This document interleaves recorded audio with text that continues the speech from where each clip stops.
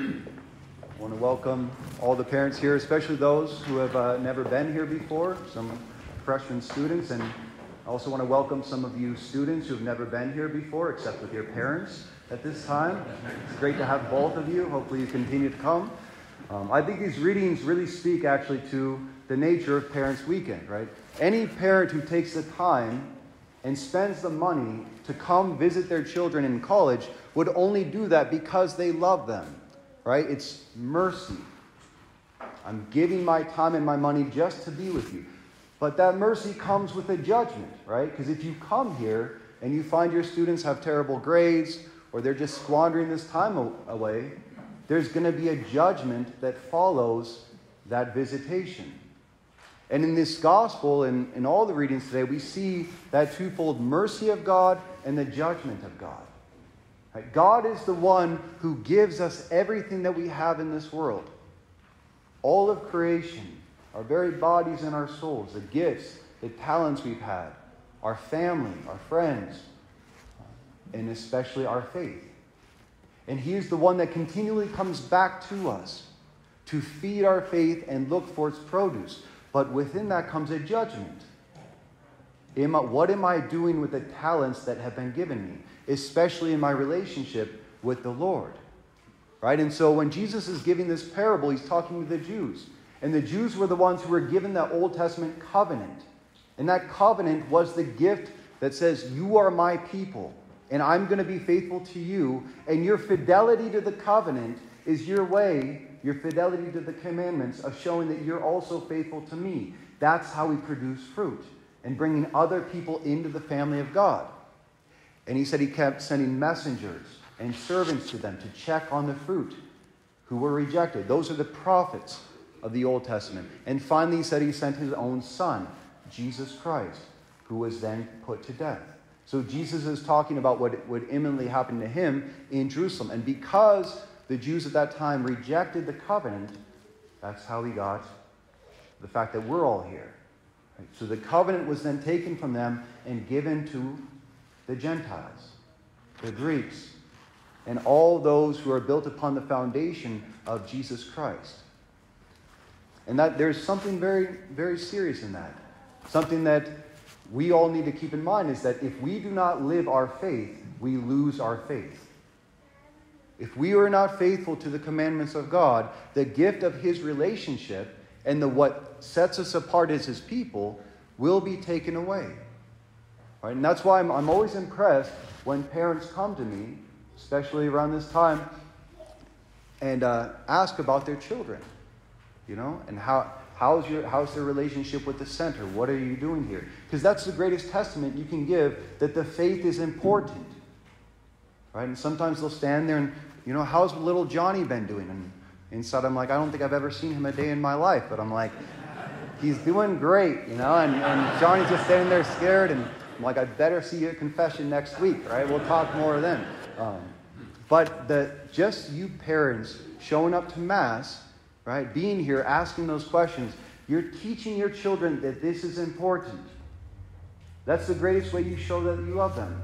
Now, if you happen to be at Mass today and you weren't at Oktoberfest on Friday, which we had here, that was a holy night of obligation. So when you come forward, just make sure you cross your arms and go to confession before you receive again. So that was a great night. Next year, just know that every family's Parents' Weekend, we have our Oktoberfest. Friday night is a great time for you parents to meet one another, right? And really the students to get together. So next year, I hope to see more of you there on that. But the reason I really think this speaks to the fatherhood of God, which at times can seem tyrannical. And that's what the world is really putting out about parents and about God. That God's love is seen as taking away our freedom and demanding too much from us, right? Like a helicopter parent. But there's so much more damage, more suffering that comes from parents who are not present to their children. I would much rather be told that I was too present, that I talked about sin too much, that I talked about confession and the need for the sacraments and the need to jump into cold plunges too much, than to not be present here at all. To be a present parent, that's what we're all called to be. right? And that's what God shows himself in the scriptures. He's the one who's always coming to us. But the great scourge of our time is what Pope Benedict once said. He said, we're living in the time of the pater absconditus, the absent father, where we don't experience the fatherhood of God as much in our world. It's as if God has been pushed to the side. And with that, the fatherhood in the family has also taken a back seat. The fatherhood of priests, not as present. I had a conversation with a young woman some time back, and she was telling me about her experience after her parents divorced. And she said at one night, she was in high school, she was living with just her mother at that time and her siblings, and she was out at a party till like the middle of the night, and she'd never done that before. And she said she was so scared when she was coming home about what would happen. And so she's trying to be so quiet, sneaks into the back, makes it into the house, and it was all empty. Everyone was asleep. And she was so happy for a moment. She's like, I got away with it. I'm not going to get in trouble. But then at that very moment, this deep sadness entered into her. She said, that's when I realized no one was waiting up for me. Who's going to protect me? So yeah, you can get away and have a good time for a little bit, but nothing can compensate for the emptiness of not having a parent at home looking after you. That's what we all want in the end. A father who cares about us. Parents who are there for us, looking for fruit and helping us to produce that in our life. You know, I tend to use movie images a lot in my homilies as a way to connect with the young folk. And last Sunday, a few of us went to go see The Exorcist. And that was the 40th anniversary, was in theaters again. So a bunch of us went to see it. People always ask, why do you like these exorcist movies, the possession movies? Simple. It really helps me with college ministry. You know, before I used to just like talk to students and counsel. Now I just throw holy water on them and say, "Begone, Satan," and it takes care of a lot more of the problems just like that. So, but something I didn't realize before is that The Exorcist is actually a commentary on what's happened in the family in the West, especially in America.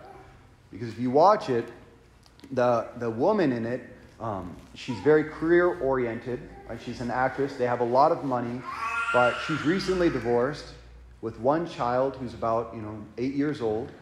And because she's absent from the household and because Reagan's father abandoned her and wasn't there, it left an emptiness that needed to be filled. And at one point you see her talking about this man, this spirit named Captain Howdy that she's conversing with through a Ouija board. And later on you only see this, like it's very subtle on a magazine, but you see that her father's name was Howard. And so even this demonic entity that came upon her presented himself as a replacement for the father figure. And that's where all the sufferings came in. And we see this in the lives of so many broken families, right? When the parental structure breaks down, that's when evil spirits can enter into the vineyard and disrupt the produce. And what's also goes further with that is they go to psychologists, they go to counselors, they go to doctors, scientists, even police, trying to figure out what's wrong with her. And everything fails, except when the priests come in. And the job of the priests were to reinstate the fatherhood of God in their home, to reinstate faith, number one, and number two, to offer their lives in sacrifice to save this little girl. Completely opposite of what her father did. And I think the great teaching that we have here is that no one is an orphan who is in the Catholic Church. No one is fatherless who has a priest. No one is alone who ever walks into the Catholic Church, because you always have Jesus Christ present here in the Holy Eucharist. And that's the essential teaching of our faith. And in the same way that society would want to corrupt family by saying that your parents are overpowering you and keeping you from developing your potential. So the same narrative goes on about God, that somehow God is there to take away our freedom and take away our potential. But there's nothing more destructive to our potential than to be fatherless and to not have somebody watching over us, protecting us, and guiding us. And that's what Jesus Christ tries to tell us over and over again. You are never alone. You have a Father who is always sending messengers, guides, coming to you, helping you to grow. And his favorite messenger to send is his mother, the Blessed Virgin Mary. And in October, this is a very special month dedicated to Mary, Our Lady of the Rosary, and two of the most important apparitions in the history of the church happened on October 13th, next Saturday. That's part of the reason I want to preach on this apparition today. In 1917, October 13th, Mary appeared in Fatima. Right? We've all heard about Fatima and the messages Mary gave there, that there would be a great catastrophe that would come if the world didn't convert. This was 20 years before World War II happened, and no one thought that would be possible again. And she called everyone to wear the scapular, to pray the rosary, and to turn back to God to protect us from the suffering that would come. And that was when the great miracle of the sun happened, right? 70,000 people saw the sun dance. People were cured of illnesses. Major conversions took place. They say it was one of the biggest miracles in the history of the church. October 13th. Then, in 1973, in Akita, Japan, Sister Agnes Sasagawa, she was a nun. She was deaf all her life, never heard a human voice speak. And she'd been a nun for many years. And one morning, she was praying right before the tabernacle, and all of a sudden she saw this great light emanating from it. And then her guardian angel appeared to her, right before her, prostrate. And for the first time, she heard a voice speaking to her. First time in your life, can you imagine? And it was the Blessed Virgin Mary. And Mary, at that time, asked her to pray very much for reversion back to the Holy Eucharist, understanding that Jesus Christ is truly present in the Eucharist, that we must go to confession, ask for forgiveness, wear the scapular, and pray the rosary. And then all of a sudden, there was this wooden statue right next to the tabernacle. And that wooden statue began to cry tears. Over 101 tears came from that statue, studied by scientists all around. No one could explain it. Not only that, but Sister Agnes got the stigmata in her left hand. Right? So she started losing blood from her left hand, and the right hand of Mary on that statue began to excrete blood from the wood. Again, this has been studied. The reason this apparition was approved by the church, by actually Pope Benedict, before he was Pope, was because it couldn't be denied the messages as true and the miracles that came along with it. This is in Akita, Japan. And Mary promised her that at the end of the apparitions, her hearing would be healed. She would no longer be deaf. So I want to read to you the same message that she gave on October 13th, 1973, 45 years after the message of Fatima, for all of us to reflect on. She says, each day recite the prayers of the rosary. With the rosary, pray for the Pope, the bishops, and priests. The work of the devil will infiltrate even into the church in such a way that you will see cardinals opposing cardinals, bishops against bishops. The priests who venerate me will be scorned and opposed by their confreres. Church altars will be sacked, and the church will be full of those who accept compromise. What's another word for those who accept compromise? Butt Catholics. We talked about that last week. I'm not going to ask for what another word for a butt Catholic is. We also learned about that last week. So the church will be full of those who accept compromise. And the demon will press many priests and consecrated souls to leave the service of the Lord. The demon will be especially implacable against souls consecrated to God. This happened in 1973. Over 100,000 priests and over 130,000 nuns left the priesthood in the West in the last 50 years. We have never seen that kind of exodus before, and Mary predicted it before it happened. If sins increase in number and gravity, there will be no longer pardon for them. Pray very much the prayers of the Rosary. Those who place their confidence in me will be saved.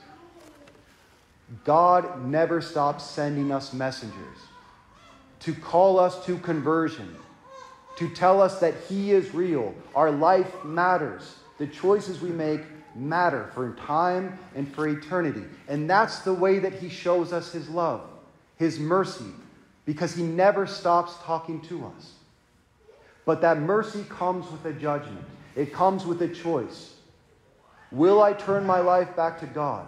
Will I make Him the number one priority of my life and give the fruits of everything I am back to Him? Or, like those unfaithful tenants, will I refuse the messenger and go my own way? That's a choice every single one of us has to make on our own. I invite us now.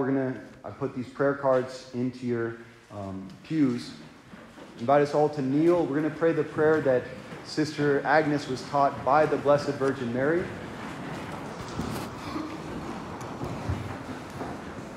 And my request to all of us here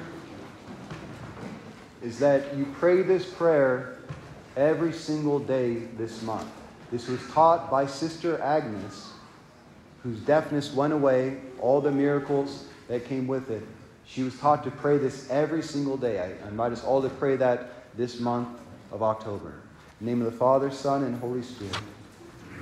Most Sacred Heart of Jesus, truly present in the Holy Eucharist, I consecrate my body and soul to be entirely one with your heart, being sacrificed at every instant on all the altars of the world, and giving praise to the Father, pleading for the coming of His kingdom. Please receive this humble offering of myself. Use me as you will for the glory of the Father and salvation of souls. Most Holy Mother of God, never let me be separated from your divine Son. Please defend and protect me